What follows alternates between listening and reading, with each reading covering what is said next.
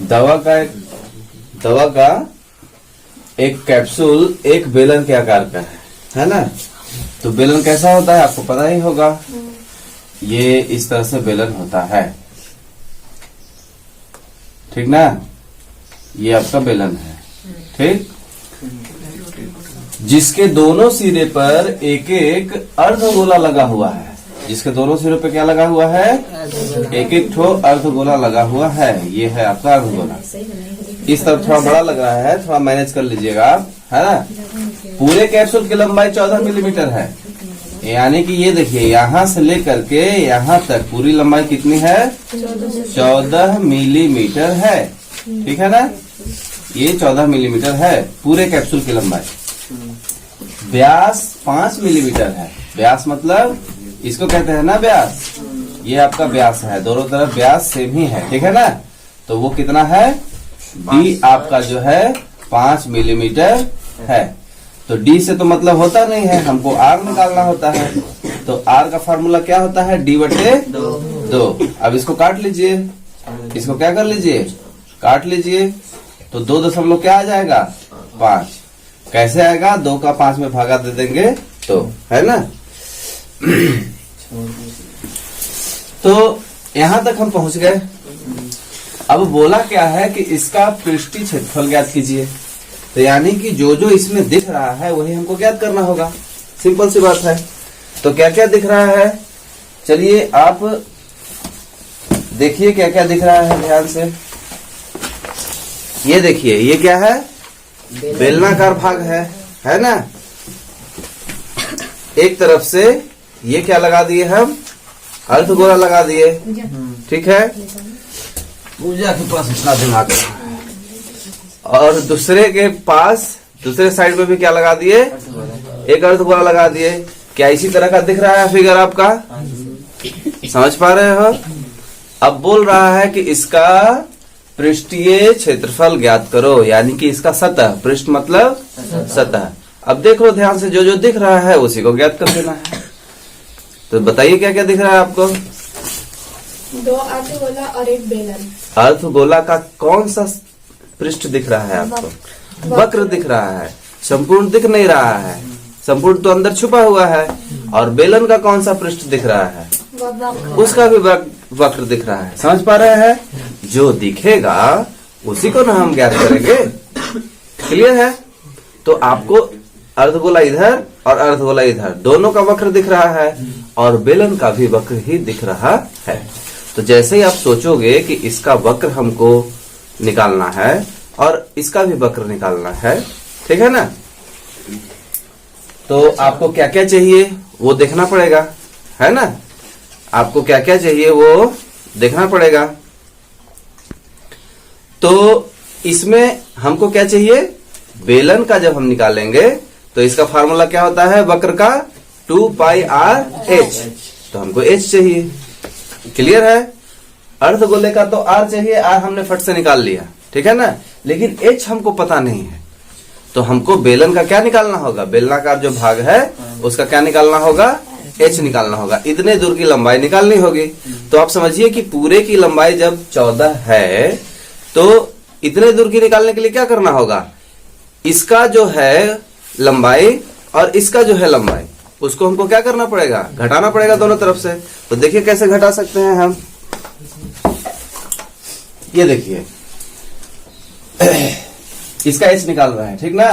तो ध्यान से देखिएगा, पूरा 14 है ना, पूरा 14 है और अभी अभी r 2.5 निकला है। तो r कौन हो जाएगा? देखिए ये सेंटर से लेकर के यहां तक का r होता है। तो इधर भी तो वही होगा ना। उसी तरीके से इधर भी वही होगा, यानी कि 2.5 इधर और 2.5 इधर, दोनों तरफ जो है ये क्या कर देंगे? माइनस कर देंगे। तो आप माइनस करिए 2.5 और 2.5 इधर से भी, तो दोनों को मिला करके ना माइनस करेंगे, यानी कि कितना हो जाएगा? 2.5 2.5 जोड़ेंगे तो क्या हो जाएगा? 5 हो जाएगा। 14 में से 5 माइनस करेंगे तो क्या आएगा? 9 आएगा। तो आपका बेलनाकार भाग का ऊंचाई कितना आ गया? 9 आ गया। यहां से लेकर के और यहां तक, इसी को ना ऊंचाई कहेंगे, चाहे इसको भी आप कह सकते हैं ऊंचाई। तो ये आपका कितना आ गया? 9 आ गया। कैसे आ गया? क्योंकि इसकी ऊंचाई और इसकी ऊंचाई हम हटा दिए तो आ गया। इसकी ऊंचाई 2.5 कैसे हुई? क्योंकि अर्धगोले में ऊंचाई की जगह पे भी क्या रहता है? उसका त्रिज्या ही रहता है, इसलिए त्रिज्या को ही हमने ऊंचाई बता दी। ठीक है, अब आप क्या निकालेंगे? कैप्सूल, है ना? कैप्सूल का पृष्ठीय क्षेत्रफल निकालना है। तो कैप्सूल जो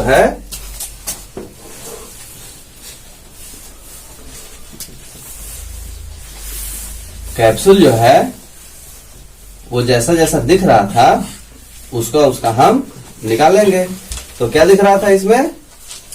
बेलन का CSA कर्व्ड सरफेस एरिया दिख रहा था, और क्या दिख रहा था?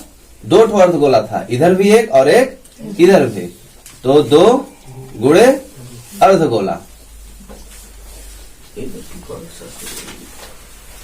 का CSA, दोनों अर्धगोले का CSA दिख रहा था हमको, है ना? तो इस तरह से जो है हम आगे चलेंगे। तो बेलन का CSA का सूत्र क्या होता है? 2 पाई RH, और 2 और अर्धगोला का क्या हो जाएगा? 2 पाई R का स्क्वायर। ये आपका हो गया। अब इसको और आगे लेके जाइएगा तो क्या हो जाएगा? कॉमन निकलेगा। ठीक है, दोनों के पास 2 है, दोनों के पास पाई है, दोनों के पास R है, तो क्या कॉमन निकल जाएगा? 2 पाई और R। जो दोनों के पास है वो बाहर निकल जाएगा। यहाँ बचा क्या? H बच गया, और यहाँ क्या बच गया जी? 2 ठो R था ना, तो 1 ठो R निकल गया, तो 1 ठो R बच गया। अब देखिए ध्यान से, पाई का मान क्या लेना है? 22/7 लेना है। R कितना है आपका? 2.5 है। H कितना आया था? 9 आया था। R कितना है? 2.5। तो सारा जो है हमारे पास आ गया है, उसको हम यहाँ क्या कर लिए हैं? सेट कर लिए। याद रखिए एक बात हमेशा, कि कभी भी कोई भी क्वेश्चन आपको करना हो, उसका बेस आप अच्छे से तैयार रखें। और इसका बेस क्या है?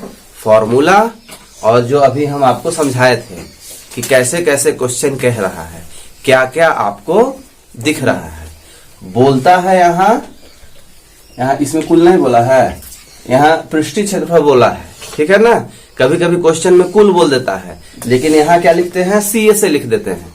क्यों लिख देते हैं? क्योंकि बोलता तो कुल है, लेकिन दिखता हमको CSA है, जैसे कि चित्र में आप देखे थे।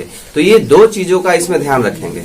और तीसरी बात, काटने का और गुणा भागा ये सब आपका बिल्कुल एकदम स्ट्रांग होना चाहिए, तभी आप ये क्वेश्चन कर पाएंगे, नहीं तो नहीं कर पाएंगे। मैं फिर से दोहराता हूं, यदि आपको बेसिक में प्रॉब्लम है तो आधार गणित में जाइए प्लेलिस्ट में, और वहां आप बेसिक को सुधारते रहिए, है ना? क्या होता है ना कि कुछ देर के लिए हम सुधारे, फिर 2-4 दिन, 10 दिन, 15 दिन, महीना दिन होता है तो फिर भूलने लगता है। इसलिए आपको बीच बीच में वहां जाकर के सुधारते रहना पड़ेगा। चलिए इसका काम। हाँ जी, आप वहाँ नीचे में डबल ठो 2 लिखा है, लेकिन ऊपर में नहीं, एक ही कॉमन निकलेगा ना? हाँ देखिए, 1 ठो निकलेगा, 1 ठो बचा रह जाएगा।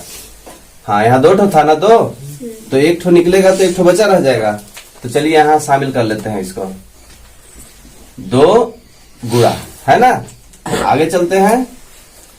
अब कैसे काटेंगे? तो कटेगा नहीं लगता है, तो गुणा कर लेते हैं, नहीं कटेगा तो। नीचे से ऊपर कोई कट नहीं रहा है, तो 44 गुने 2.5 बटे में 7, और इधर क्या निकल के आएगा? 9 + 5, तो कितना हो जाएगा? 9 5 14, है ना? इसका गुणा कर लीजिए, 44 में 2.5 का गुणा कर लीजिए, कितना आ जाएगा? 5 को 20 की 0 हासिल 2, 5 को 20 2 22, 4 दूना 8, 4 दूना 8, 0 0, 8 2 10, 1 11, एक अंक के बाद दशमलव है ना? तो 110/7, और यहाँ से क्या निकल के आएगा? 14। अब ये कट जाएगा, गुणा छुपा रहता है ना यहाँ, तो वही गुणा यहाँ आया है।